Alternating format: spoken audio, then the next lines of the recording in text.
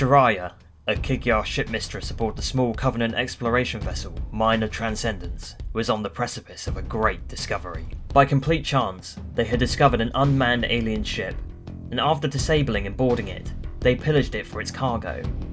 Primarily fruits such as melons, but also thanks to Char'R's Ungoy deacon Dadab, the crew were able to gather the coordinates of the ship's star system of origin.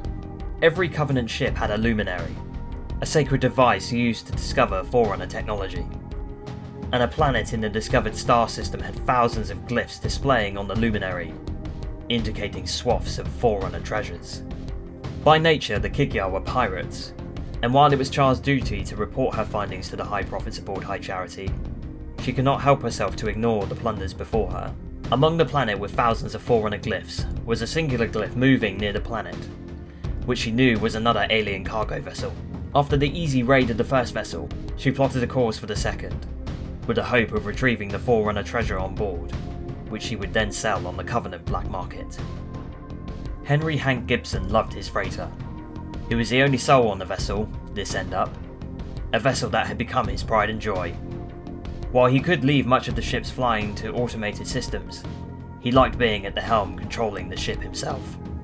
Hank had much experience within the UNSC commercial fleet, spending 15 years as a first mate on cruise ships. But cruise ships were busy, and being a self-avowed loner, Hank enjoyed a quiet bridge, something you would never get working on cruise ships. Even better, Hank was his own boss. He picked and chose his clients and what deliveries to make, and after securing a huge loan, the freighter, this end up, was all his. Hank's current client was Jotun Industries, who specialised in semi-autonomous farming machinery, and the model he had on board was a prototype for the next series of ploughs that could till wide swaths of earth. Piracy in the harvest system was so rare that Hank never considered the optional but expensive piracy insurance coverage, and so Hank was angry at the ship boarding his freighter. The damage done by the pirate ship had written off this end up. Hank grabbed a fire extinguisher off the wall and went off to make sure the boarders understood. When you break something, you buy it. Char'R, Dadab, the Horogok, lighter than some, and 2 Kig Yar crewmen boarded the alien vessel through their umbilical, and stood before a massive machine with 6 wheels, with the symbols Jotun across the side. The Shipmistress ordered Dadab to be useful and find the vessel's signal unit. Dadab made his way up a lift and down a corridor. He entered the cabin, then suddenly felt a heavy clang against his methane tank.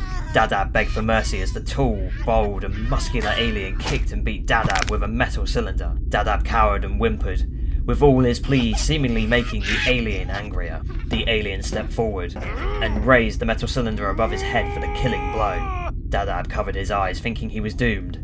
However, the blow never came. Instead, Dadab was saved by the Horogok, lighter than some, who had pierced the alien skull with a small rock. This end up was destroyed, making it the second freighter lost in the harvest system. It just so happened that not long ago above Reach, a terrorist attack where 2 space taxis packed with explosives slammed into a commercial transport, killing all on board, right above a major UNSC stronghold. As such, when Oni got whiff of disappearing ships near Harvest, they suspected it could be the insurrection, and so Oni dispatched Oni officer Jilin Alsigny to set up bait for the pirates. 2 Navy Special Warfare soldiers waited inside the sloop, Walk of Shame, that was acting as bait for the pirates. The soldiers were hidden inside a cargo container, but they were lifted into zero gravity as the pirate vessel used lasers to damage the ship and disable its artificial gravity. Though the operation had been well planned by Alsigny, and the soldiers were well prepared with vacuum-sealed suits and experimental battle rifles, they could never have prepared for this encounter. The first soldier, Sergeant Avery Johnson, broke radio silence to inform Alsigny of the hostiles before them. She ordered the soldiers to take them out, but Johnson had to explain that the hostiles were not insurrectionists, but aliens.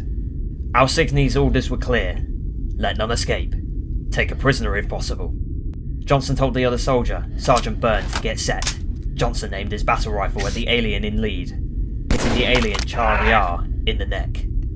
Char'R retreated back through the umbilical, while 3 Kig Yar charged the 2 soldiers with blamite cutlasses. Byrne shot one of the Kig Yar heading for Johnson, while a trailing Kig Yar slammed into Johnson, slashing with his cutlass. Though Johnson was able to parry the blade with his rifle barrel, then upholstered his M6 Magnum and fired multiple shots into the Kig Yar's chin, filling its helmet with purple gore. Meanwhile, Byrne, like Johnson, was inexperienced in zero-G combat and found himself in a melee with the third Kig Yar. Byrne was hit in the stomach, then stabbed in the leg, but his suit quickly compartmentalized and filled his wound with biofoam. The Kig Yar squawked and flailed its arms as the Blamite cutlass could only be used so many times before exploding. Byrne removed the knife from his leg, stabbed the Kig Yar with it, then pushed the alien away as the Blamite blade exploded. The first Kig Yar shot by Byrne carried its wounded arm across its side, though Johnson emptied his 12-round clip from his pistol, unhooking the Jackal's arm and killing it. Johnson explained he was going after the surviving Kig Yar. Byrne said he would back him up, but Johnson denied him, stating his stab wound could have hit an artery. Johnson entered the ship alone. He turned a corner where 2 plasma bolts fired by Char'R flew past him. Johnson returned fire, emptying a 60-round magazine from his battle rifle. Several shots hit Char'R in the abdomen, spine, and knee. She managed to palm a switch that revealed the methane suite airlock. Char'R held down the trigger of her plasma pistol, but was hit again in the chest. She felt incredibly weak, with blood seeping from multiple holes in her body. Johnson stood over her body, then glanced at the plasma pistol, and then watched a bolt of green energy burn a hole in the air, while simultaneously igniting the ambient methane. The explosions rocked the ship.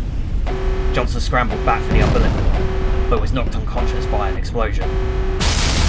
Though not willing to leave his fellow sergeant behind, Sergeant Byrne entered the Minor Transcendence and carried Johnson out of the soon-to-be-destroyed ship. Byrne would recover from his stabbing injury, while Johnson suffered from a fractured skull and was unconscious for 2 days.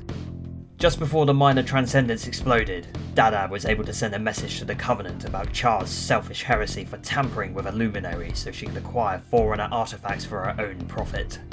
Himself and the Horogok, lighter than some, used an escape pod to flee the doomed ship. Meanwhile, on Harvest, a green-as-grass recruit for Harvest Militia, Private Jenkins, makes fast and excellent progression on the shooting range.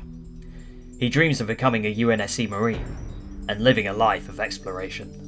Joining Jenkins on the range was Captain Ponder, who congratulates the private on his marksmanship, knowing all too well that he will get a chance to shoot for real soon.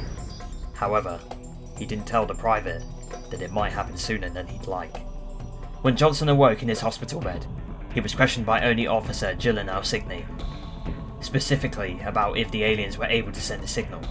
Johnson explained he was unsure, as he lost track of Char'R as she fled the initial engagement, but little did Johnson know of Dadab, who had his own objective of reporting Char'R for her heresy. Dadab's message would eventually reach the Covenant cruiser, Rapid Conversion, which would pick him and lighter than some up, and make its way to Harvest. And that concludes this lore video on the first ever engagement between the UNSC and the Covenant. Thank you for tuning in. Leave a like if you enjoyed the video, and make sure to hit the bell icon and subscribe for more Halo content. And until next time, Spartans, this is Josh, signing off.